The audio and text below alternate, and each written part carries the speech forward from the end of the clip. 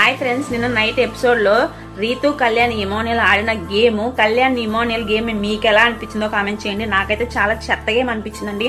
Emmanuel చాలా కష్టపడి ఆడే పర్సన్ అండి. చాలా కష్టపడతాడు, అందరూ నవ్విస్తాడు, అందరితో కలుపుకుంటాడు, బాండింగ్స్ అన్ని బాగుంటాయి. అందుకని నేను హార్డ్ కోర్ ఫ్యాన్ అండి. అతను నామినేషన్కి వస్తే ఓటు వేయండి అని మిమ్మల్ని రిక్వెస్ట్ కూడా చేసుకున్నాను. కానీ ఇప్పుడు నాకు చాలా కోపం వస్తుంది ఇమానియల్ మీద. అసలు టికెట్ టు ఫినల్ లో ఆడాల్సిన గేమా ఇది? గ్రూప్ గేమ్ ఆడాల్సిన టైమా ఇది? అసలు అందరు చాలా మంది టీవీలో చూస్తారు, ఎందుకంటే టికెట్ టు ఫినాల్ 3 వీక్స్ ఉంది, కంపల్సరీ చూడాలని చూస్తారు.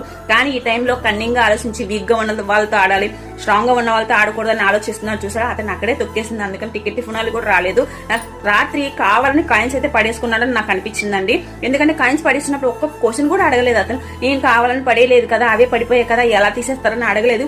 సైలెంట్ గా వెళ్లి కూర్చున్నాడు. దాని తోడుగా తొత్తుగా కళ్యాణ్ కూడా అలాగే కూర్చున్నాడు. నాకు ఇద్దరి మీద చాలా కోపం వస్తుంది. ఇద్దరు బాగా స్ట్రాంగ్ గా ఆడే పర్సన్స్. మీకేమనిపించిందో కామెంట్ చేయండి. నాకు అనిపించింది మీద షేర్ చేసుకున్నాను. Please comment.